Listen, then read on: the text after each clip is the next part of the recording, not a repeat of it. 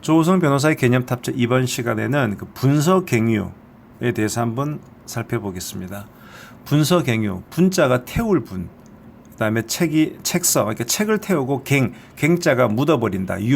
유학자. 그래서 책을 태워버리고 유학자를 묻어버린다. 그 진시황의 학문 탄압, 사상 탄압의 대표적인 사례로 많이 일컬어지죠. 과연 그러면 진실은 무엇일까? 분서와 갱유를 나눠서 한번 살펴보겠습니다. 이 분서갱유에 대한 내용은 사마천 사기에 나옵니다. 사마천 사기 진시황 본기에 나오는 건데요. BC 221년에 전국 시대를 끝내고 시황제, 진시황제는 천하를 통일해서 진나라를 세웁니다. 그리고 진시황은 이렇게 생각한 거죠. 앞선 그 주나라 때는 봉건제, 지역 거점마다 봉건 제후를 보내서 관할하던 이 제도가 문제가 있으니까 좀 중앙 집권적인 군현제를 채택합니다. 근데 군현제를 실시한 지 8년이 된 어느 날 함양궁에서 잔치를 벌이고 있는데 박사, 일종의 관리죠. 박사인 순우월이 이 현행 제도에는 좀 문제가 있습니다. 그래서 옛날 주나라 시대 봉건제로 돌아갈 것을 진언합니다. 근데 사실 이 순우월의 이 진언은 나름 진시황을 생각한 그런 진언이었어요. 그런데 진시황의 1급 참모인 이사가 한마디 하는 겁니다. 지금 무슨 개념 없는 소리 하는 겁니까? 봉건시대, 주나라 봉건시대 얼마나 제후들 간에 전쟁이 끊이질 않고 어지러웠습니까? 이제 통일되고 말이지 법령도 일괄적으로 한 곳에서 발령돼서 사회 안정 찾는데 이 박사란 인간들이 자꾸 옛날 얘기 쓸데없는 얘기를 해가지고 오히려 혼란스러워합니다. 그래서 지금 우리의 좋은 정책에 대해서 비방하는 선비들이 있습니다. 하오니 왕께서는 백성들에게 꼭 필요한 책들, 뭐 의학에 대한 책이라든가 점을 치는 것, 옛날엔 점 치는 걸 되게 중요시하게 생각했거든요. 점을 치는 책이나 또는 그 농업에 관한 책이나 아니면 우리 진나라 역사 책 이런 거 이외에는 모조리 수거해서 불태워 버리십시오. 이렇게 얘기를 한 겁니다.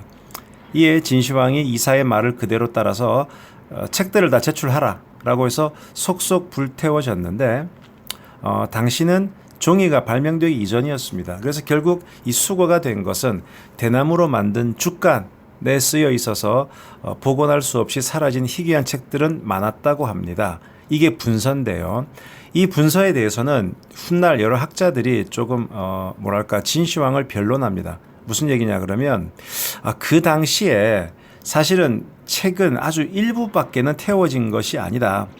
그런데 그 사마천 사기 그 이후에 쓰여진 후한 시대의 고문 기자서라는 책이 있는데 이 책에서 역사 위괭이라고 한 사람이 쓴 책에 보면은 사마천 사기의 서술과는 좀 다르다는 거죠.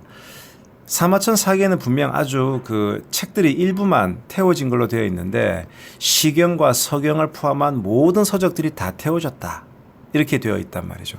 그렇기 때문에 이 고문 기자서 편찬자인 위괭은 의도적으로 진시황을 폄훼하기 위해서 이렇게 한 거 아니냐. 또 유명한 그 청나라 시대에 유명한 그 캉유웨이라고 하는 유학자가 있습니다. 그 유학자도 이런 얘기를 썼습니다.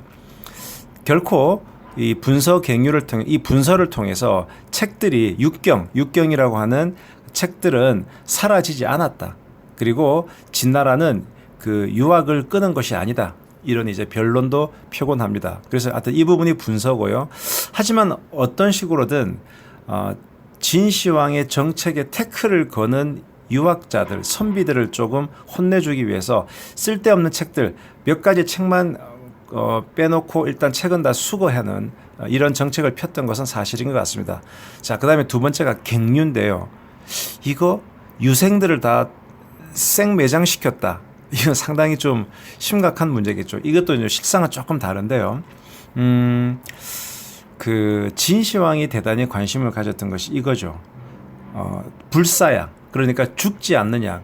막상 천하를 통일하고 나니 내가 정말 죽지 않는 그런 비법을 찾았던 겁니다. 그런데 이 방사라고 하는 사람들이 있어요. 이 사람들은 천문, 의학, 신선술, 점치는 이런 것들에 좀 전문성을 띈 사람이 방사인데 꽤 많은 방사들이 진시황에게 사기를 많이 쳤습니다. 아, 제가 어디 가면은 이 불사약을 구해올 수 있으니까 저에게 경비를 주시고 사람을 붙여주시면 제가 가지고 올게요. 그래서 꽤 많은 사기꾼들이 진시황을 등쳐서 돈을 타내는 그런 일들이 많았습니다. 그러면서 또 한편으로는 이런 소문을 내는 거예요. 야, 진시황한테 절대 이런 선약을 구해주면 안 된다. 왜냐? 아니, 진시황 보니까 하는 짓이 자신의 허물은 듣지도 않고 날마다 교만해져서 저런 사람이 진짜 만약에 죽지 않고 오랫동안 살면 아랫사람이 해를 입을까 두렵다. 차라리 그냥 적절히 황제의 비위만 맞춰주면 된다. 그리고 우리가 그런 불사약을 구해오지 못하면 우리는 사형죄로 즉각 처단될 거야. 그러니까 한편으로는 불사약을 구해줄 거라고 얘기를 하면서도 뒤에서는 왕을, 이 황제를 험담한다는 사실을 알게 된 거예요. 얼마나 이 화가 났겠습니까? 그래서 당장에 이놈들을 잡아들여라. 도대체 이런 식으로 진시황을 등친 놈들이 누구냐? 그러니까 서로가 서로를 고발했고 여기서 적발된 사람이 460명이었답니다. 그래서 이놈들을 매장하라. 그렇게 된 거였죠. 그래서 사실은 매장을 한 사람들이 어떤 유학자라기보다는 진시황을 등치기 위해서 이 방사, 그러니까 어디 가면은 제가 불사약을 구할 수 있고요. 이런 식으로 진시황을 호도했던 사람들을 사실은 매장한 것인데 이것이 확대돼서 이렇게 이해가 되었다라는 얘기들도 많습니다.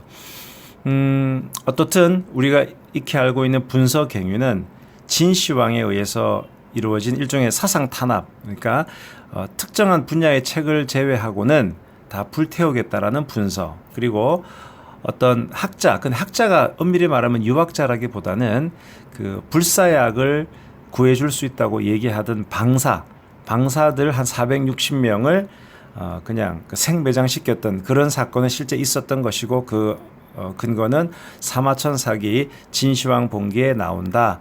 이 정도로 알아두시면 좋겠습니다. 이상 기업분쟁연구소 소장 조우성 변호사였습니다. 감사합니다.